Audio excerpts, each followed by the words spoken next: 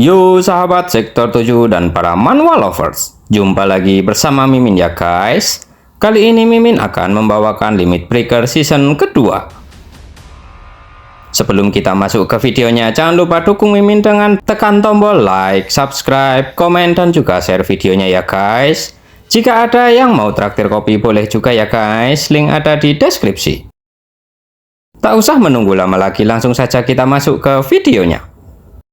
Pada video kali ini diceritakan bahwa setelah Yuzuru terkejut karena kedatangan Raiju, saat ini terlihat bahwa Raiju sedang merajuk ketakutan hingga mengeluarkan air matanya. Yuzuru pun menenangkannya dengan berujar bahwa dirinya ada di sini, jadi sekarang Raiju bisa bersikap tenang. Dan dalam hati juga berujar bahwa dirinya merasa bersyukur Raiju bisa kembali kepadanya. Namun, jika ada Raiju di sini, berarti orang itu juga ada di tempat ini. Lalu pengurus yang menemani mereka pun menginfokan bahwa lawan mereka saat ini keduanya merupakan seorang manusia, yaitu para syaman semenanjung yang menjadi musuh mereka berdua. Di mana yang satu merupakan seorang mantan eksekutif dari Song Suchong dan yang satunya merupakan asisten yang melayani eksekutif itu.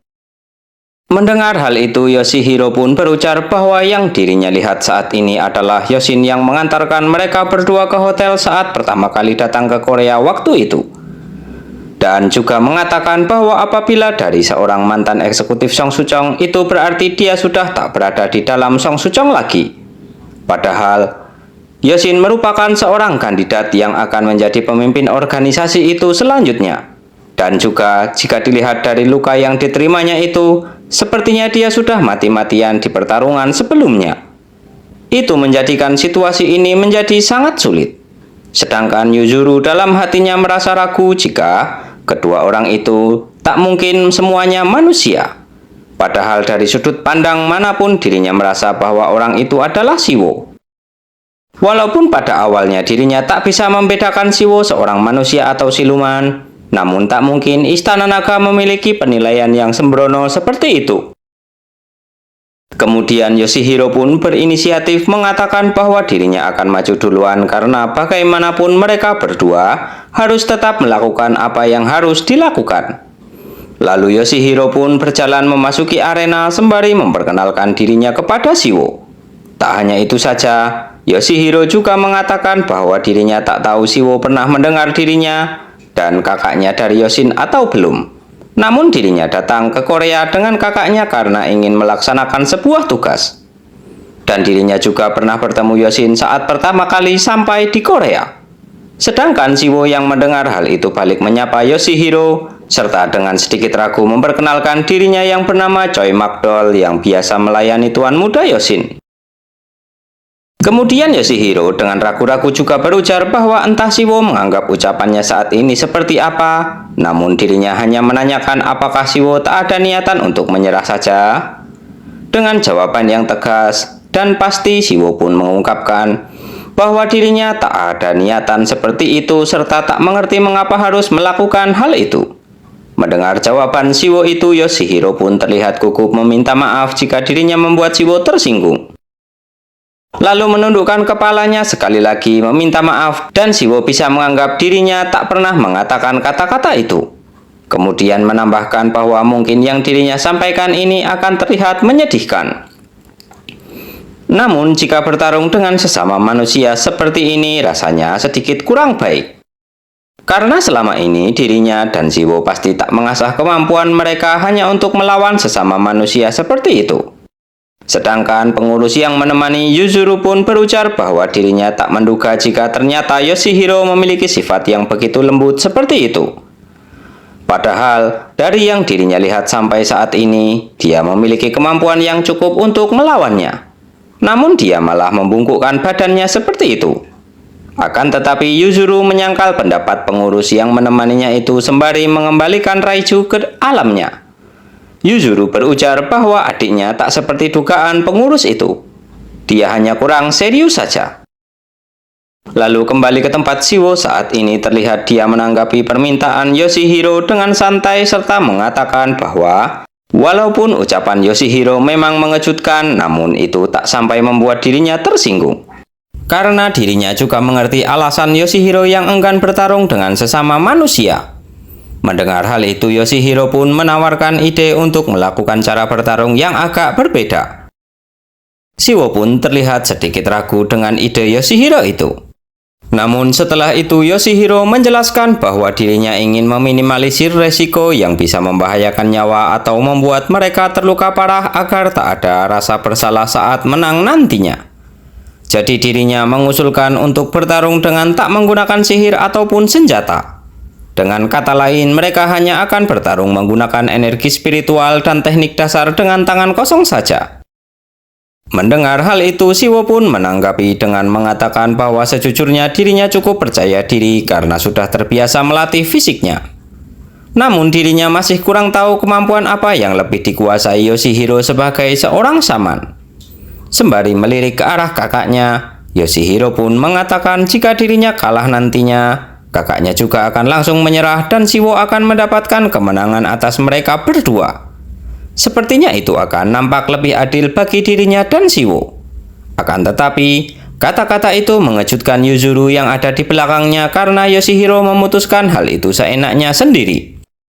Namun sembari melemparkan senyuman kepada Yuzuru, Yoshihiro berujar, jika itu tidak menjadi masalah karena mereka berdua tak perlu bertarung mati-matian melawan Siwo dan Yosin. Toh mereka berdua belum pernah sekalipun kalah hingga saat ini. Ditambah lagi, jika mereka berdua kalah pun mereka tak akan langsung tereliminasi juga. Mendengar percakapan itu, Siwo pun menanggapi dengan mengatakan bahwa dirinya setuju dengan ide dari Yoshihiro itu. Dirinya juga tak menolak persyaratan yang diajukan oleh Yoshihiro dengan mengalahkan salah satu dari mereka. Namun jika rekannya tak setuju dengan hal itu, maka dirinya juga tak keberatan untuk melawan mereka berdua. Yoshihiro pun merasa lega dengan sikap pengertian dari Siwo itu dan menegaskan jika persyaratan yang dirinya ajukan tak akan berubah, jadi Siwo tak perlu khawatir akan hal itu. Akan tetapi pengurus yang mendampingi Yoshihiro dan Yuzuru yang diketahui bernama Jang Nokyu yang mendengar percakapan itu pun merasa jika pertarungan kali ini pasti tak akan menarik sama sekali. Padahal dirinya sudah menantikan pertarungan yang berdarah-darah karena keduanya adalah petarung yang sama-sama telah menang 6 kali serta belum pernah kalah sekalipun. Namun di pihak lawan seorang lainnya dalam kondisi yang tak bisa bergerak sama sekali. Sedangkan jika Siwo dan Yoshihiro bertarung, kemungkinan mereka hanya akan saling pukul beberapa kali dan pertarungan pun akan selesai. Akan tetapi dugaannya salah, bersamaan dengan selesainya percakapan antara Siwo dan Yoshihiro, mereka berdua pun dengan secepat kilat langsung saling beradu pukulan yang membuat Jang Nokyu pun terkejut melihatnya. Sedangkan Jang Nokyu sendiri yang merupakan seorang abdi tingkat rendah di Istana Naga yang bertugas sebagai pengurus administrasi. Ditambah lagi dia merupakan sosok yang berasal dari keluarga terpandang dengan bakat yang menjanjikan. Namun dia pernah bermimpi untuk menjadi jenderal besar di Istana Naga dan berlatih seni bela diri, di mana selama puluhan tahun dia menghabiskan masa remajanya sebagai seorang siluman dengan begitu banyak tetesan darah dan keringat.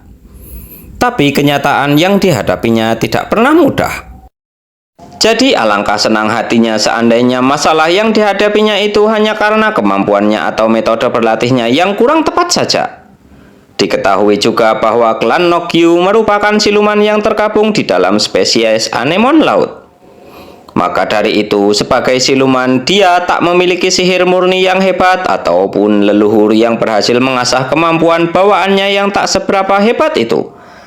Itu juga adalah fakta yang amat menyakitkan bagi seorang siluman muda dan memiliki banyak mimpi untuk diwujudkan olehnya.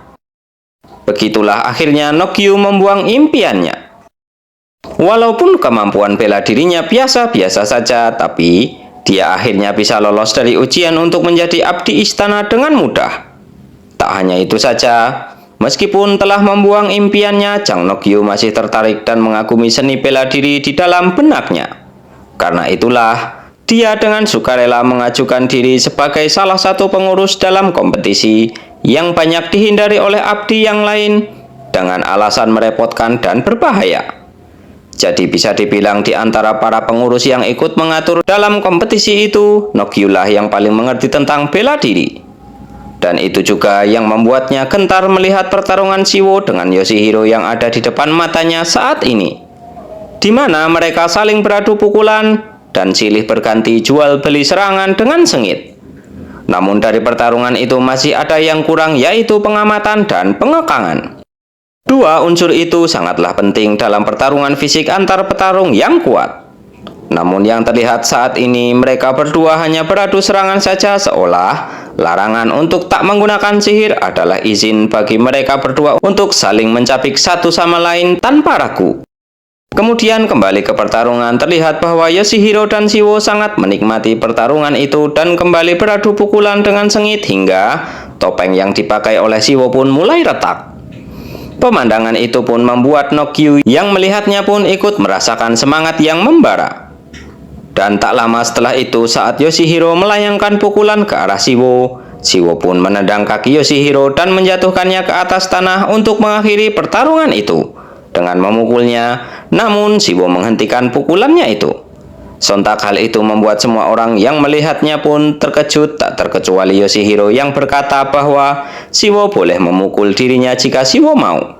Akan tetapi Siwo beralasan bahwa mereka berdua sudah berjanji untuk menyelesaikan pertarungan ini dengan selamat tanpa ada yang terluka parah. Ditambah lagi dirinya juga sudah berjanji hanya akan menggunakan energi spiritual saja.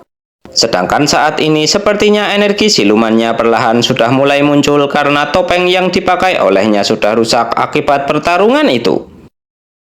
Melihat wajah yang ada di balik topeng itu membuat Yuzuru ternotis bahwa dugaannya memanglah benar, karena dia adalah Siwo yang menolongnya sebelumnya. Lalu menduga bahwa topeng yang hancur itu sepertinya berfungsi untuk memblokir energi silumannya. Tak hanya itu saja, dirinya khawatir dengan respon dari orang-orang Istana Naga dan juga respon dari adiknya Yoshihiro. Karena dia telah mengajukan syarat dalam pertarungan yang dia kira lawannya adalah manusia, namun ternyata dia adalah setengah siluman. Bisa-bisanya dia berpikir telah ditipu sedari awal. Jika kemampuan Siwo masih seperti dulu, pasti dia akan dalam bahaya saat berhadapan dengan Yoshihiro. Akan tetapi respon tak terduga diperlihatkan oleh Yoshihiro. Setelah mengetahui jika Siwo memiliki setengah darah siluman, dia pun memuji Siwo yang benar-benar hebat karena dari semua pertarungan dengan para siluman yang telah dirinya temui, dirinya tak pernah sekalipun terdesak jika dalam pertarungan yang mengandalkan fisik saja. Apalagi dalam pertarungan tadi sepertinya Siwo tak bisa menggunakan kekuatan penuhnya. Mendengar dan melihat kata-kata Yoshihiro itu, Yuzuru pun melongo terkejut dan mengira jika kemungkinan itulah yang dinamakan dengan battle communication, di mana pertarungan sengit yang diakui oleh kedua belah pihak tak hanya dalam pertandingan olahraga, tapi juga dalam pertarungan yang mempertaruhkan hidup dan mati seperti ini. Tak jarang para pesertanya bisa memiliki ikatan yang begitu erat. Namun Yosin yang ternyata sudah terbangun dan tersadar yang melihat momen itu pun menghela nafasnya sembari mempertanyakan sikap aneh yang ditunjukkan oleh Siwo dan Yoshihiro itu. Bagaimanakah kelanjutan ceritanya? Kita lanjutkan di video berikutnya ya guys. Terima kasih sudah menonton. Jumpa lagi dan bye-bye.